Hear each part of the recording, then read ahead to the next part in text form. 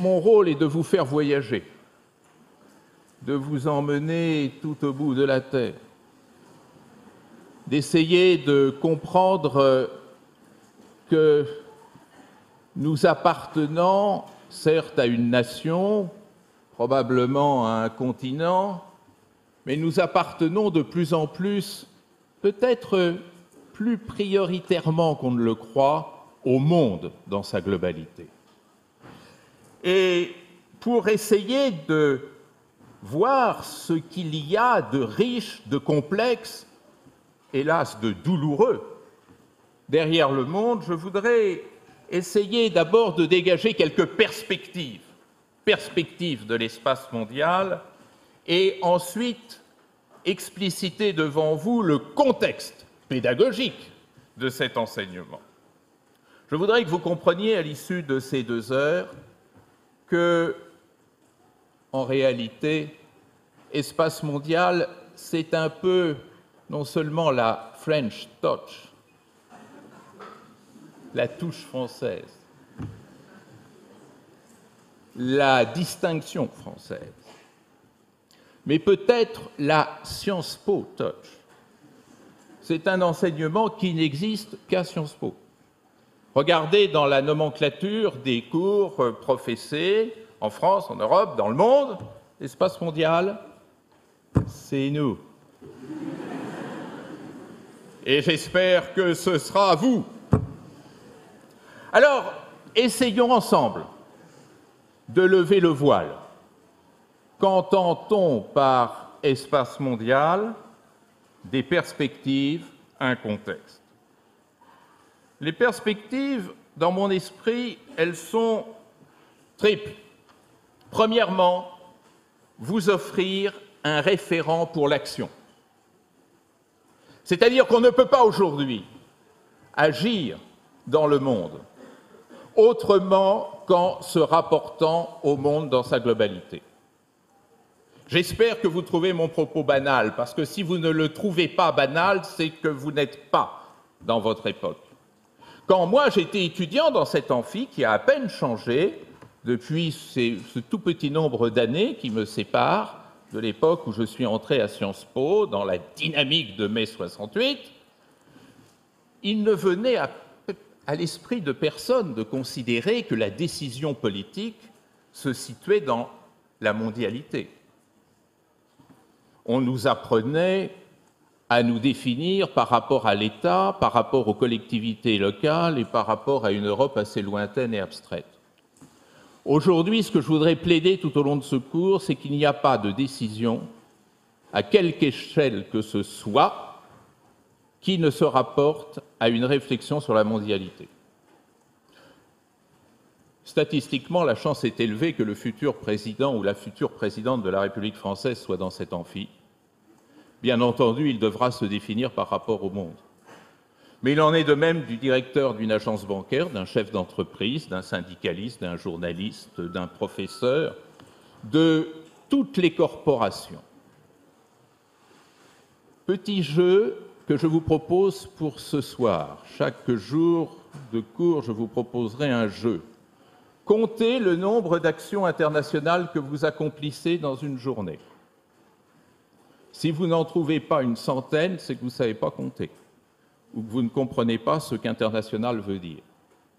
En lisant, en consommant, en regardant la télévision, en vous habillant, en vous promenant, en prenant l'avion, en téléphonant, en jouant sur le net, vous accomplissez des actes internationaux.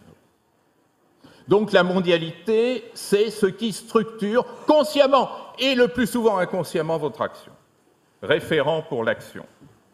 Référent, deuxièmement, pour l'identification.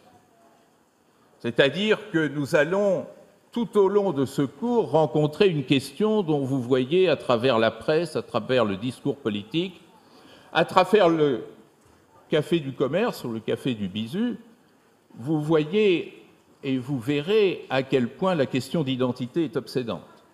Se définir, se situer, ça veut dire quoi? Ça veut dire se situer dans le monde.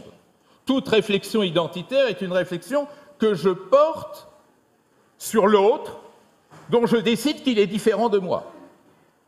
C'est comme ça qu'on construit son identité, face à l'autre, l'autre dont je suis par définition différent. Eh bien l'autre, cette altérité, vous la construisez, vous la trouvez uniquement dans le contexte de la mondialité. C'est la raison pour laquelle l'espace mondial est un lieu de construction permanente de l'identité. Référent, enfin, par rapport à l'espace. Nous sommes dans un monde de spatialisation multiple, et c'est ça qui est difficile. Autrefois, c'était très simple. On avait une identité, c'était l'identité nationale. On se référait à une carte qui plaçait notre pays dans le monde, et c'était tout. Aujourd'hui, nous sommes dans un phénomène de spatialisation multiple. Nous sommes en même temps français, européens, chrétiens, occidentaux, juifs ou musulmans, hommes, femmes, professeurs de sciences politiques. Et à chaque fois, vous comprenez que ces identités renvoient à des spatialisations multiples. Renvoient aussi, et ça, j'y accorderai dans ce cours une attention toute particulière, renvoient à des ordres de grandeur. Je vous donnerai pas mal de chiffres. Je ne vous demande pas de mémoriser tous les chiffres que je vais vous donner. Mais en revanche, vous devez avoir en tête les ordres de grandeur. Sachez quand même que le 1,344 milliard d'habitants que compte la République populaire de Chine mérite, ordre de grandeur, à être mis en perspective avec les 98 000 habitants de l'île de Grenade. Grenade, seule victoire militaire des États-Unis depuis 1945, c'était en 1983. 98 000 habitants à Grenade, État membre des Nations Unies, souverain. Et Tuvalu, vous connaissez Tuvalu? C'est un État souverain, membre des Nations Unies. 9 600 habitants. Eh oui, la Chine, 1,344 milliard d'habitants, Tuvalu, 9 600 habitants, ont tous les deux un siège et la même voix aux Nations Unies. Ordre de grandeur. Et il y en a des ordres de grandeur. Tiens, quelques chiffres, justement, on commence. Le budget annuel de l'organisation internationale, la FAO, Food and Agricultural Organization, 677 millions.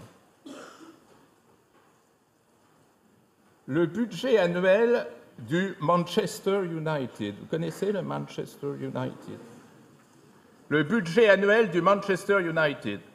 Je vous rappelle que la FAO a pour fonction de veiller à ce que la population mondiale soit nourrie à sa faim.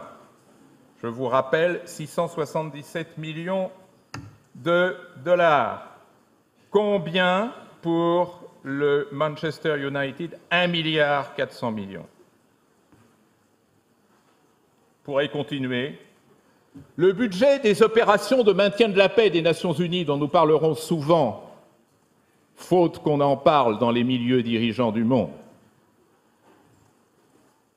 Le budget annuel de l'opération du maintien de la paix des Nations Unies, c'est 7 milliards de dollars par an.